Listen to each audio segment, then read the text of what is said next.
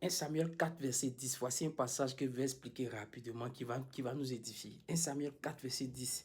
Les Philistins livraient bataille et Israël fut battu. Chacun s'enfuit dans sa tente.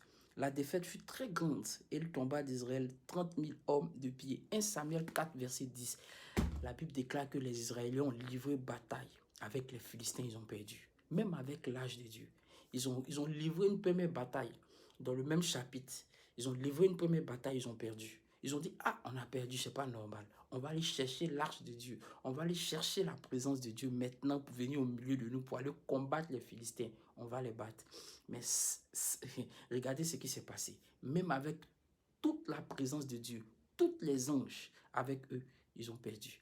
Je veux dire à quelqu'un, ce n'est pas parce que tu es au milieu d'une assemblée où il y a une vie de prière, où l'homme de Dieu dégage une atmosphère de prière, où il y a la foule, où il y a l'onction, où il y a la manifestation de la puissance que tu vas être visité. Non. Cherche à savoir qu'est-ce que le Seigneur a dit réellement sur ta vie. Quelles sont les prophéties qui sont rattachées à ta vie? C'est à ce moment-là, tu pourras travailler dans ce sens. Tu pourras prier dans ce sens. Et tu vas voir, le résultat va venir. Israël, avec l'âge de Dieu, ont perdu. Pourquoi? Parce qu'il y avait une parole de malédiction sur Israël. À cause des enfants d'Élie, Ophné et Phiné, qui ont couché avec les femmes dans le temple, qui ont marginalisé les offrandes du Seigneur, et le papa qui ne leur a pas réprimandé, qui ne leur a pas parlé comme il se doit. Et ça sémé la colère dans le cœur du Dieu d'Israël. Et il a décidé comme ça de les faire périr au champ de bataille. Et il y avait cette prophétie-là, cette malédiction-là qui était sur eux. Et voici que, quand ça arrivé, effectivement, ils sont tombés au front. Tout simplement à cause de ces individus-là, ils sont tombés.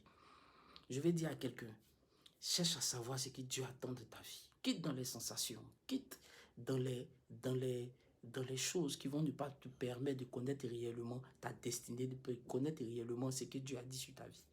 Il dit dans le livre de 1 Jean 5 à partir du verset 14, nous avons cette assurance, que nous avons cette assurance auprès de lui, que si nous demandons quelque chose selon sa volonté, il nous écoute. Cherche à savoir quelle est la volonté de Dieu pour ta vie et tu vas voir les choses vont s'accomplir.